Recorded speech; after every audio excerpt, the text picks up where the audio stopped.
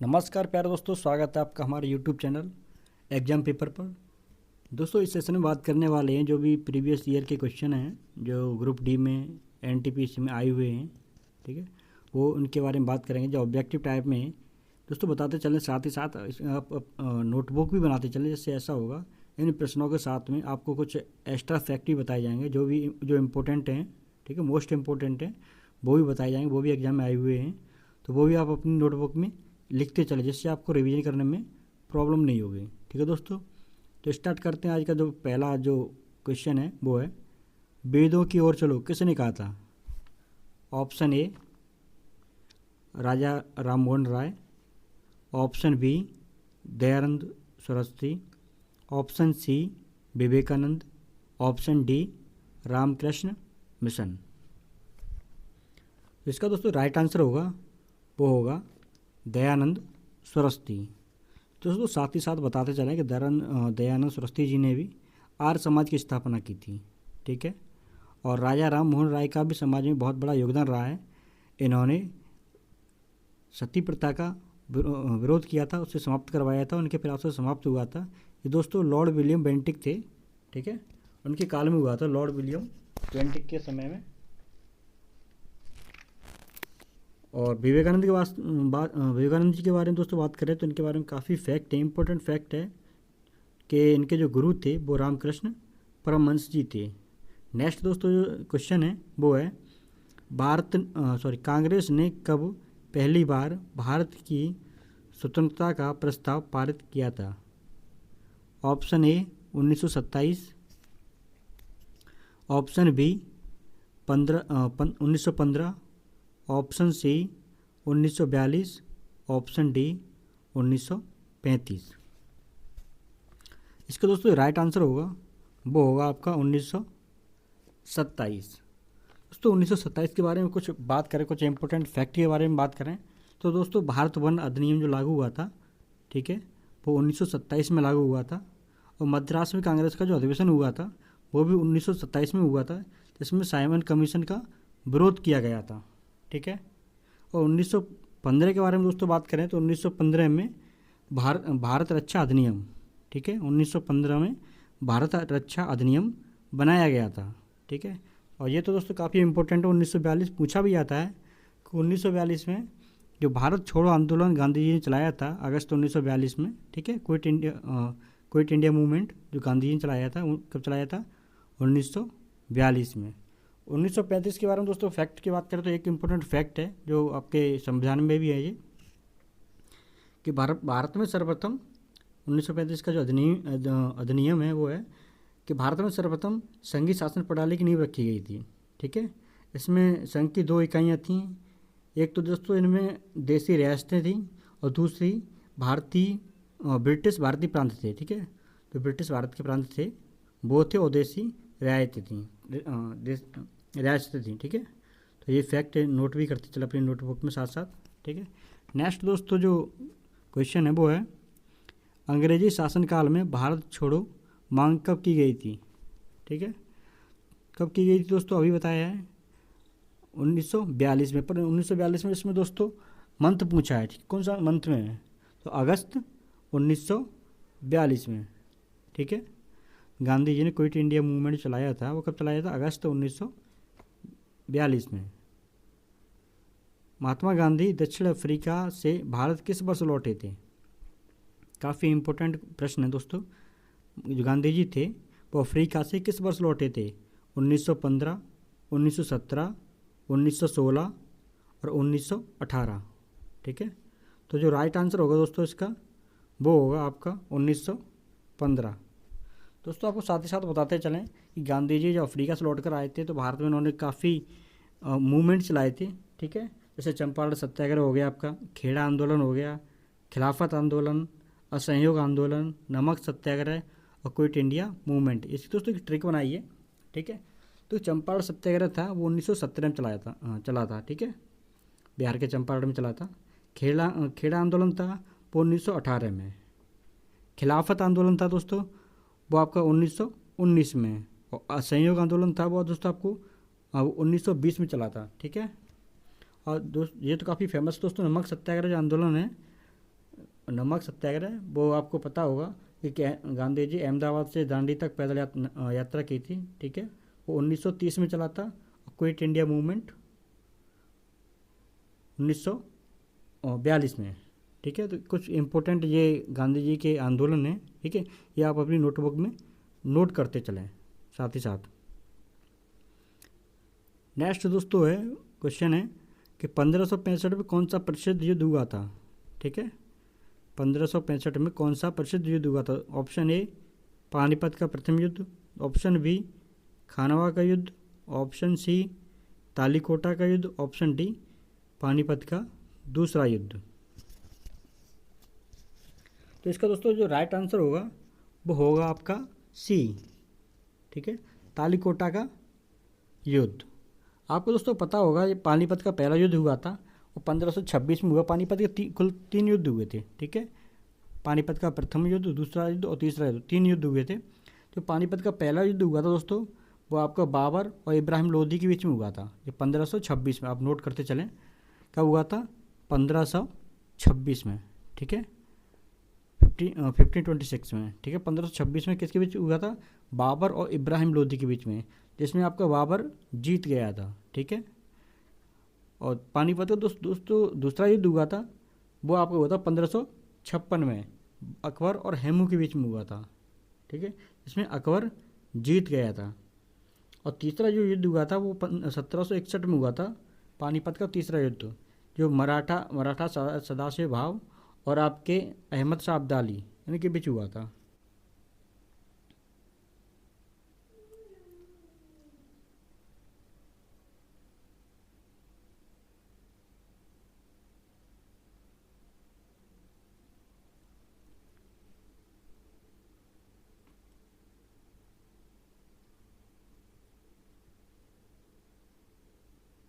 दोस्तों ये खानवा का युद्ध हुआ था वो आपको 1526 में हुआ था, ठीक है, बाबर और राणा सांगा के बीच में हुआ था।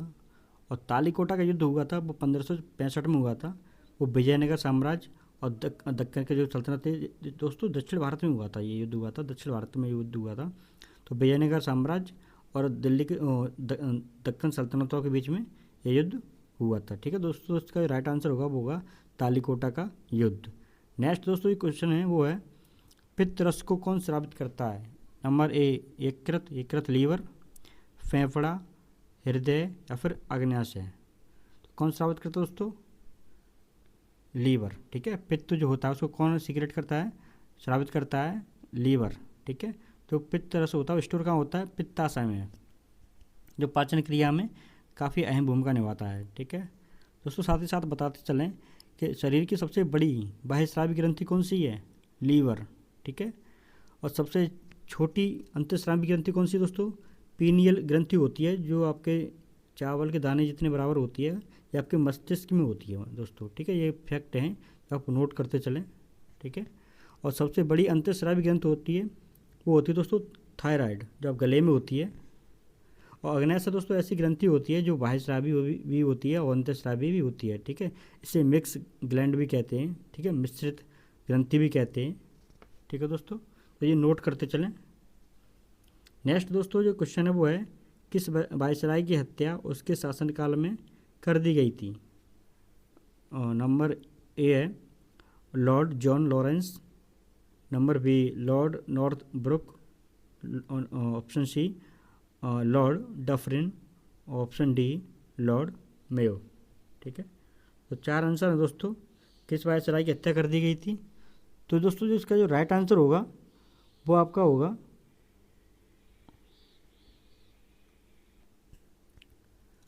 तो दोस्तों इसका जो राइट आंसर है वो है दोस्तों लॉर्ड मेयो। लॉर्ड मेयो को दोस्तों जो हत्या कर दी गई थी वो जेल में हुई थी इसकी हत्या, ठीक है। वो शेर अली खान ने की थी इसकी हत्या और 1871 में।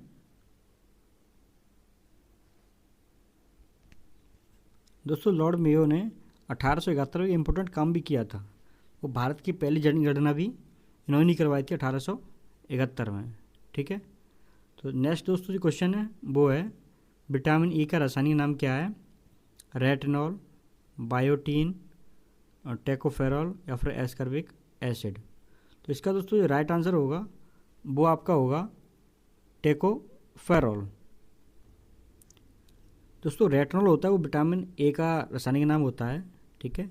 बायोटिन होता है वो विटामिन B7 का रासायनिक नाम होता है, जिसे विटामिन एच के नाम से भी जानते हैं, ठीक है। टेकोफोरल जो होती है विटामिन ई होती है, और एस्कॉर्बिक एसिड जो खट्टे पदार्थों में पाया जाता है उसे बोलते हैं विटामिन सी, ठीक है। और विटामिन डी होती है दोस्तों, वो होती है कैल्सिफोरल, ठीक है। याद करेंगे इसको। विटामिन डी होती है वो होती है कैल्सिफोरल, विटामिन सी होती है वो होती है टेकोफोरल, ठीक है। इस तरीक़ा से अपनी नोटबुक में ये नोट करते चलें। नेक्स्ट दोस्तों जो क्वेश्चन है वो है, भारतीय राष्ट्रीय कांग्रेस की स्थापना किसने की थी? सुरेंद्र नाथ बनर्जी, गोपाल कृष्ण गोखले, ए.ओ. ह्यूम या फिर गांधी जी। तो राइट आंसर होगा ए.ओ. ह्यूम, ठीक है। नेक्स्ट दोस्तों जो क्वेश्चन है वो है, माई एक्सपेरिमेंट्स विद ट्रथ किसकी बुक है ये? पी.टी. नेहरू जी की, इंदिरा गांधी जी, नरसिम्हा राव या फिर महात्मा गांधी। इसका दोस्तों राइट आंसर होगा वो होगा महात्मा गांधी जी, ठीक है। महात्मा गांधी की जो बुक थी वो थी माई एक्सपेरिमेंट्स विद ट्रथ। दोस्तों पी.टी. नेहरू जी की भी एक इम्पोर्टेंट बुक है द डिस्कवरी ऑफ इंडिया, जो इन्होंने जेल में लिखी थी, ठीक है। द डिस्कवरी ऑफ इंडिया, वो भी काफ़ी इम्पोर्टेंट इनकी बुक है। नेक्स्ट दोस्तों जो क्वेश्चन है वो है, स्थायी बंदोबस्त किसने लागू किया था? William Bentinck, Cornwallis, Lord Wellesley और लॉर्ड वारन हेस्टिंग्स। इसका दोस्तों जो राइट आंसर होगा वो आपका होगा कॉर्नवालिस, ठीक है। दोस्तों इसका राइट आंसर होगा लॉर्ड कॉर्नवालिस, ठीक है। कुछ दोस्तों इसके रिलेटेड कुछ इंपॉर्टेंट फैक्ट भी लिखते चलें जो काफ़ी पूछे ही जाते हैं, परीक्षा में आते हैं। जैसे भारतीय शिक्षा का जनक किसे कहते हैं? लॉर्ड मेकाले को, ठीक है। ये हिस्ट्री में काफ़ी क्वेश्चन है, इंपॉर्टेंट क्वेश्चन है जो पूछे जाते हैं। बंगाल विभाजन 1905 में जब हुआ था तो किसके समय हुआ था? लॉर्ड कर्जन के समय हुआ था, ठीक है। इनको अपनी नोटबुक में नोट करते चलें। नेक्स्ट है, अभिनव भारत का गठन किसने किया था? Option A Bhagat Singh, option B Chandrashekhar Azad, option C Subhash Chandra Bose और ऑप्शन डी वीर सावरकर। तो इसका दोस्तों ये राइट आंसर होगा वो होगा आपका वीर सावरकर, ठीक है। नेक्स्ट दोस्तों क्वेश्चन है वो है, शनिवार किसका अयस्क है? शनिवार काफ़ी इंपॉर्टेंट पूछा जाता है ये। शनिवार किसका अयस्क है? पारा, बी सोना, सी चांदी, डी जस्ता। तो इसका जो दोस्तों राइट आंसर होगा वो होगा आपका पारा, ठीक है। पारा का जो अयस्क है वो क्या है? शनिवार है। सोना का दोस्तों अयस्क होता है वो कैल्वेराइट होता है, सिल्वेनाइट होता है, ठीक है।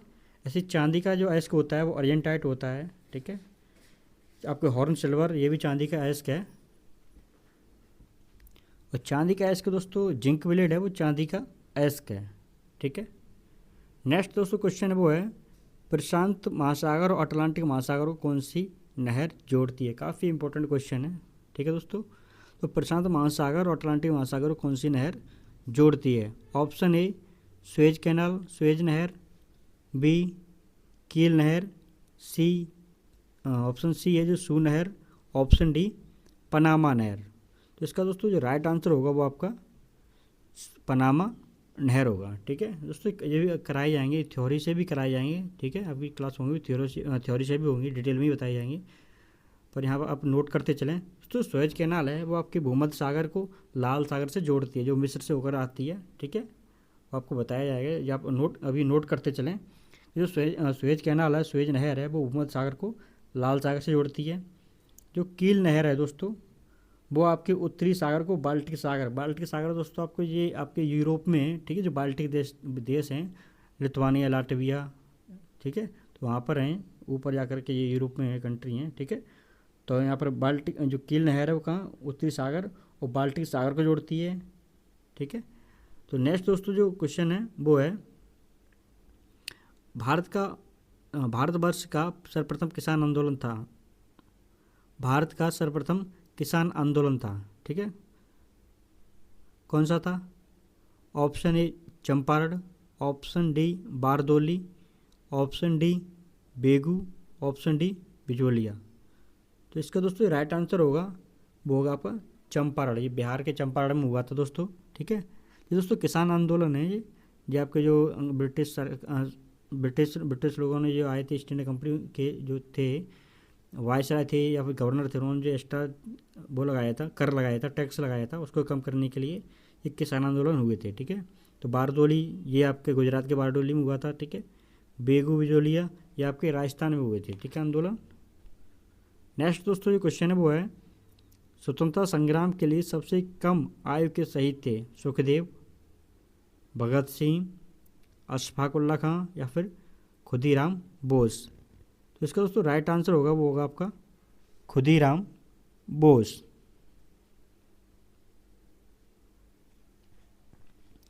नेक्स्ट दोस्तों क्वेश्चन है वो है भारत में डाक व्यवस्था को प्रारंभ करने का श्रेय किस अंग्रेज गवर्नर जनरल या वायसराय को गया है। ठीक, काफ़ी इंपॉर्टेंट क्वेश्चन है, काफ़ी पूछा भी जाता है ये। ठीक है, तो दोस्तों डाक व्यवस्था के लिए तो दोस्तों याद करेंगे, इसकी ट्रिक भी वैसे है, वैसे डाक डलहौजी ऐसे याद कर लेंगे। ठीक है, दोनों में डाटा आ रहा है। ठीक है, तो डाक डलहौजी ऐसे इसको याद कर लेंगे। तो डाक व्यवस्था किसने चालू की थी? डलहौजी ने। ठीक है, लॉर्ड डलहौजी ने। दोस्तों लॉर्ड वारेन हेस्टिंग का भी प्रमुख कार्य है, इन्होंने जो बंगाल में दोहरी शासन व्यवस्था थी उसको समाप्त किया था। ठीक है, दोहरी शासन व्यवस्था को कहें दोस्तों, जैसे जो किसानों से जो रेवेन्यू आता था उसका जो अधिकार था वो कंपनी के पास में था। ठीक है, उसके बाद जो भी प्रशासनिक व्यवस्था थी उनकी देखरेख थी, उनकी जिम्मेदारी किसको सौंप दी थी? नवाबों को। ठीक है, जो भी नवाब थे उस समय उनको उसकी जिम्मेदारी सौंप दी गई थी। ठीक है, तो इस व्यवस्था को किसने समाप्त किया था? वारेन हेस्टिंग ने। ठीक है दोस्तों, इसके इंपॉर्टेंट कुछ क्वेश्चन भी हैं। ठीक है, जैसे लॉर्ड डलहौजी ने रेलवे की स्थापना की थी, काफ़ी इंपॉर्टेंट है, पूछा ही जाता है। ठीक है, डाक व्यवस्था बताई गया है। लॉर्ड कैनिंग का दोस्तों हड़प नीति, ठीक है, उसको समाप्त किया था। लॉर्ड कैनिंग ने हड़प नीति को समाप्त किया था। ठीक है, और लॉर्ड लिटन, भारतीय सिविल सेवा की स्थापना जो की थी वो किसने की थी? लॉर्ड लिटन ने। और इलाहाबाद यूनिवर्सिटी की स्थापना भी लॉर्ड लिटन ने की थी। ठीक है, तो ये भी आप नोट करते चलें। भारत में सबसे प्राचीन विहार है, कौन सा है? नालंदा, उदयंतपुरी, विक्रमशिला, तक्षशिला। ठीक है, तो राइट आंसर इसका होगा नालंदा। ठीक है, ये यूनिवर्सिटी हुआ करती थी प्राचीन काल में, काफ़ी फेमस यूनिवर्सिटी हुआ करती थी। ठीक है, तो नेक्स्ट क्वेश्चन है वो है प्राचीन भारत का वह राज्य जो नौसेना के लिए प्रसिद्ध था? Chalukya, option B Chola, option C Pandya, option D Hoysala. तो राइट आंसर इसका है चोल। ठीक है, नेक्स्ट दोस्तों क्वेश्चन वो है मुगल सम्राट अकबर के समय का प्रसिद्ध चित्रकार कौन था? ठीक है, कौन पेंटर था उस समय? फेमस पेंटर था अबुल हसन, जसवंत, किशनदास या फिर उस्ताद मंसूर। तो इसका दोस्तों जो राइट आंसर होगा वो होगा आपका जसवंत। ठीक है, इस तरीक़े से आज की क्लास दोस्तों हमारी यहीं पर समाप्त होती है।